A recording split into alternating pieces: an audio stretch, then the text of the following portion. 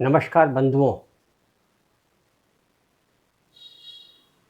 श्रृंखला में आज रक्षाबंधन पर कुछ बातें बताना आवश्यक है, सो आज आपके सामने प्रस्तुत कर रहा हूँ। पिछली बार मैंने भद्रा पे मेरा प्रवचन दिया था। भद्रा कब अच्छी होती है, कब बुरी होती है, कुछ बातें बताई गई थी। रक्षाबंधन को भद्रा आती है और हमारे सुरेश जी ने एक प्रश्न पूछा था कि कृपा करके भद्रा की मुख और पूंछ के बारे में थोड़ा अधिक स्पष्ट करें तो अच्छा रहेगा। उनकी बात को मानते हुए मैंने विचार किया कि इस बार रक्षाबंधन के पर्व पर जो भद्रा आ रही है, इसका पूरा गणितीय विवेचन आप सबके सम्मुख प्रस्तुत करूं। तो देखिए, रक्षाबंधन का उत्सव 30 अगस्त को हो रहा है। पूनम का प्रारंभ 11 बजे से हो रहा है। इसके पूर्व 14 थी। 30 अगस्त को 14 समाप्त होकर के और पूनम प्रारंभ हो गई, और ये पूनम अगले दिन 7:08 पर समाप्त हो रही है। कुल 20 मिनट, 20 घंटा और 8 मिनट इसका पूर्ण काल है। इस पूर्ण काल का आधा भाग भद्रा का प्रारंभ भद्रा होती है, जिसका काल 10 घंटा और 4 मिनट है। भद्रा का प्रारंभ 11 बजे से हो रहा है और भद्रा का समाप्ति काल रात को 9:04 से हो रहा है। कई कथाएं सुनाई जाती है और विभत्स स्वरूप खड़ा कर दिया जाता है। वस्तुतः इस भद्रा की उत्पत्ति 400-500 साल पूर्व हुई है, पहले नहीं थी। रावण की बहन या रावण ने बांधा होगा, ये सब कथाएं हैं। इन कथाओं का कोई बड़ा आधार नहीं है। मैं अब आपको जो अपने तथ्य बताए गए हैं मूर्ति के ग्रंथों में, उनके आधार पर मैं आज विवेचन कर रहा हूँ। आप इसको ध्यान से समझिएगा, देखिएगा।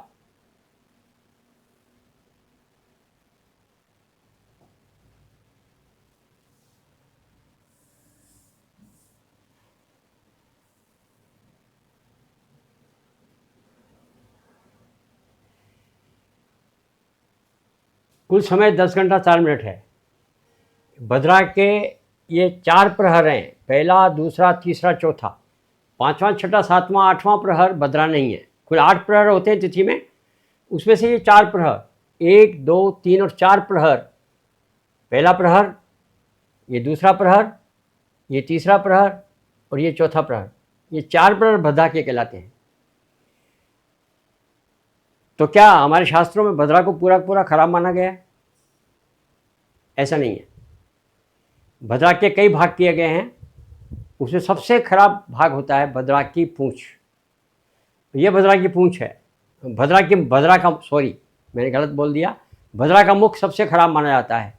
ये भद्रा का मुख, इसमें चौथा प्रहर 18:34 से लेकर 9:04 यह भद्रा का मुख आ रहा है, और इसके पूर्व का भाग भद्रा का पूंछ है। इसको सर्वथा शुद्ध माना है।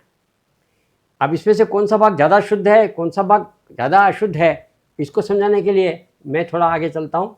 देखिए, मैंने भद्रा के मुख और पूंछ को बड़ा कर दिया है। अब ये 2 प्रहर बताए गए हैं, तीसरा और चौथा। ये चौथा प्रहर तो भद्रा का मुख है और ये तीसरा प्रहर भद्रा की पूंछ है। इसका प्रारंभ 16:04 दिन में हो रहा है और ये समाप्त हो रहा है 18:33 पर। 18:33 से 9:04 तक भद्रा का मुख है। इस मुख की भी ये 5 घटी, यानी 1 डिग्री, 1 डिग्री। कुल भद्रा 6 डिग्री की होती है। उस सारी भद्रा का 6ठा हिस्सा यह सर्वथा अशुभ है।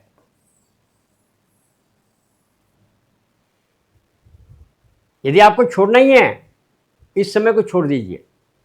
इसको त्याग दीजिए। यानी 18:33 शाम को 6:33 से 8:14 तक का समय आप छोड़ सकते हैं, इसको अशुभ माना गया है। इसके पहले का समय 17:33 से 18:33 तक का ये भद्रा की पूंछ की 3 घटियां हैं, ये सर्वथा शुभ माना गया है, किसी भी कार्य में को कर सकते हैं, और शेष काल को सामान्य माना गया है। तो भद्रा की इस प्रकार की स्थितियां बनी हैं।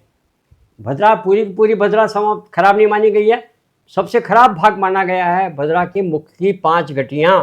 ये 5 घटियां 1 डिग्री का जो मान है वह 18:33 से लेकर 20:14 तक है, इसको त्याग देना चाहिए, ऐसा शास्त्रों में लिखा है। भद्रा का सबसे खराब समय है, अशुभ समय, भद्रा के मुख की 5 घटियां। भद्रा के मुख की 5 घटियां अर्थात कुल मान, कोणीय मान 1 डिग्री, सूर्य के सापेक्ष चंद्रमा 1 डिग्री आगे चलता है, और उसका समय जो लगता है उस 2 घंटा 31 मिनट में से ये समय जो है 1 घंटा 40 सेकंड, इसका समय जो है ये इसका खराब समय माना गया है। जो मैंने समय निकाल रखा है 6:33 से ये समय खराब है। इसके पहले का जो 5:33 से 1 घंटा जो है ये बहुत शुभ है, सर्वदा शुभ है, इसमें कोई भी काम कर सकते हैं। और शेष जो समय बचता है इसमें, क्योंकि ये पावन पर्व है, ये बहनों के प्रेम का पर्व है, रक्षाबंधन का जो कर्म है उसको करना एक निस्वार्थ भाव से प्रेम को अबलाओं की रक्षाओं के लिए, निर्बलों की रक्षा के लिए किया जाता है, इसे पाक यज्ञ माना जा सकता है। इसलिए किसी भी समय में रक्षाबंधन किया जा सकता है। श्रावणी के दिन 2 काम होते हैं, एक होता है उपाकर्म और एक रक्षाबंधन। उपाकर्म का मतलब हमारे ऋषियों का तर्पण, वो तो मध्याह्न 11 बजे से किया जाए सबसे शुभ होता है, क्योंकि मध्याह्न व्यापिनी तिथि में ही उसे करना उचित होता है।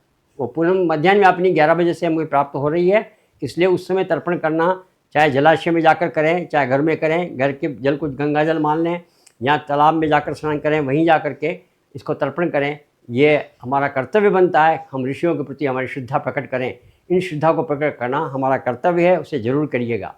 और वह समय तो मध्याह्न का ही होता है, ये तो निश्चित लिखा हुआ है। परंतु रक्षाबंधन में 2 मत दिखाई देते हैं।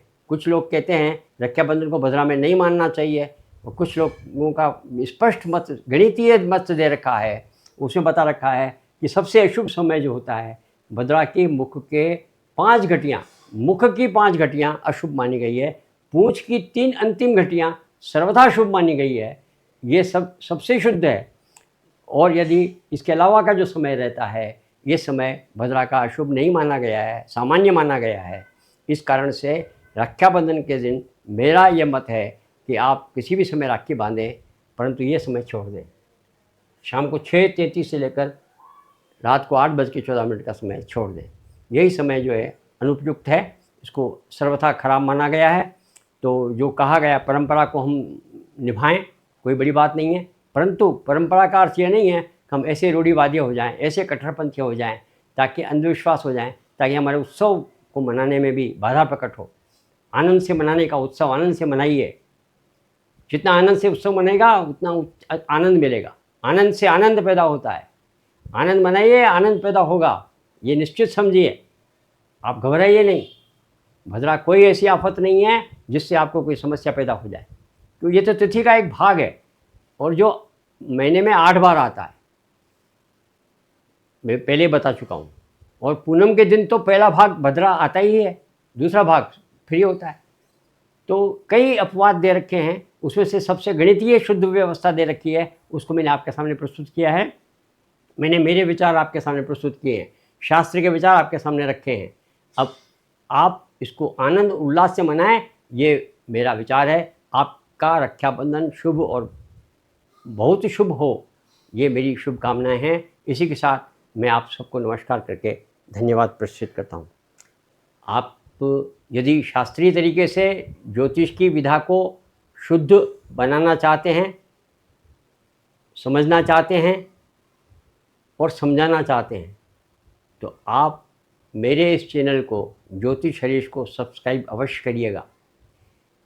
ये एक ऐसा कर्म है जिसके माध्यम से हम उत्पन्न भ्रांतियों को समाप्त करेंगे, रूढ़िवादिता को समाप्त करेंगे, हमारी परंपराओं की निष्ठाओं को दृढ़ करेंगे, उन परंपराओं की जड़ों को और मजबूत करेंगे और उस मजबूती के साथ हम आगे से आगे बढ़ेंगे। ये मेरा पूरा विश्वास है और आप सबका सहयोग मुझे प्राप्त होगा, ये भी मुझे पूरा विश्वास है। आप सबको धन्यवाद। नमस्कार।